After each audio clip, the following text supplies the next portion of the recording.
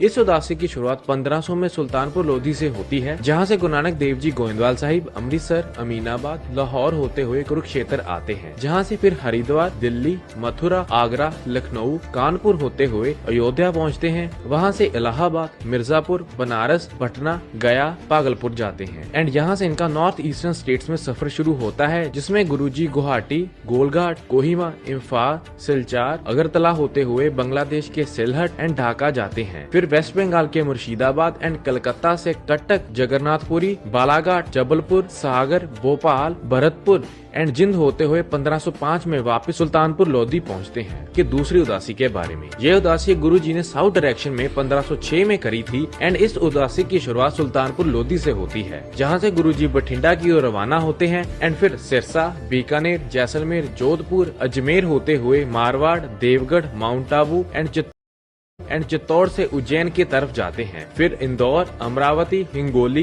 Bidar, Hyderabad, Vijayawada, Guntur, Anantapur and Madras जाते हैं, जहां से पुडुचेरी, नागापट्टनम, रामेश्वरम से श्रीलंका भी जाते हैं एंड यहां से फिर तिरुवनंतपुरम, मदुरई, तिरुचिरापल्ली एंड कैलीकट होते हुए मैसूर से बेंगलोर आते हैं एंड जहां से फिर गोवा, पुणे एंड मुंबई क्रॉस करते हुए गुजरात के सूरत पहुंचते हैं एंड सूरत से अहमदाबाद, जूनागढ़, द्वारका एंड लखपत से पाकिस्तान में एंटर होते हुए गुरु जी बावलपुर से मुल्तान एंड फिर लाहौर होते हुए 1509 में वापस सुल्तानपुर लोधी पहुंचते हैं। उनकी तीसरी उदासी के बारे में, ये उदासी गुरुजी ने 1514 में नॉर्थ डायरेक्शन में करी थी, जिसकी शुरुआत करतारपुर साहिब से होती है, जहां से गुरु नानक देव जी जाते हैं चंबा, कांगड़ा, मंडी, कुल्लू, रोपड़, देहरादून, गंगोत्री, बद्रीनाथ, पौड़ी, अल्मोड़ा, नैनीताल एंड नारकमता, जिसके बाद गोरखपुर, सीतामढ़ी एंड फिर नेपाल के काठमांडू एंड एवरेस्ट जाते हैं, जहां से मानसरोवर लेक, कैलाश पर्वत, सिंधु रिवर, लेह, तैशकंद जाते हैं, जहां से गिलगिट, श्रीनगर, अमरनाथ एंड जम्मू होते हुए 1516 में करतारपुर साहिब वापस पहुंचते हैं। जानते हैं उनकी चौथी उदासी के बारे में। ये उदासी गुरु नानक देव जी ने वेस्ट डायरेक्शन में करी थी, जिसकी शुरुआत 1518 में करतारपुर से होती है, जिसमें सबसे पहले गुरु नानक देव जी जाते हैं गुजरांवाला, फिर डेरा इस्माइल खां, कांधार, डेरा गाजी खां, सुकुर, हैदराबाद, कराची एंड यहाँ से फिर गुरु नानक देव जी जाते हैं यमन के एडन, फिर सऊदी अरेबिया के मक्का, जेदा, मदीना एंड फिर जॉर्डन होते हुए सीरिया के डमस्कस, इराक के बगदाद, ईरान के इस्फहान, तेहरान एंड मशहद जाते हैं, जहां से फिर अफगानिस्तान में एंटर होते हैं एंड हेरत होते हुए उज्बेकिस्तान के समरकंद आते हैं, जिसके बाद फिर अफगानिस्तान के जलालाबाद एंड काबुल होते हुए पाकिस्तान के हसन अब्दल से अमीनाबाद होते हुए 1521 में करतारपुर पहुंचते हैं। तो दोस्तों, अगर ये वीडियो आपको इन्फॉर्मेटिव लगी तो अपने सभी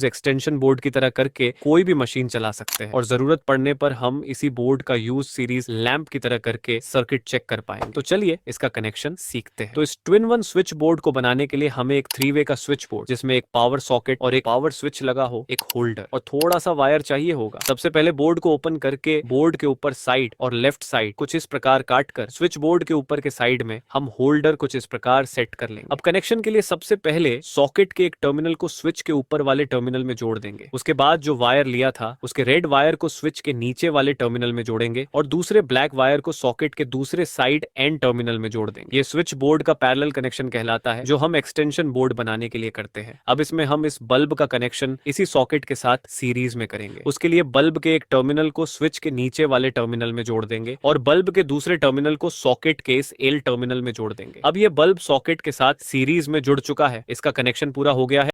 इलेक्ट्रीशियन को काम में दो स्विच बोर्ड ले जाने की जरूरत नहीं। ये बोर्ड स्विच के ऑफ पोजीशन में सीरीज लैंप की तरह काम करेगा, जिससे किसी भी डिवाइस का सर्किट चेक कर पाएंगे और स्विच के ऑन पोजीशन में यह बोर्ड एक्सटेंशन बोर्ड की तरह काम करेगा, जिससे हम साइड में मशीन चला पाएंगे। वीडियो को सेव कर ले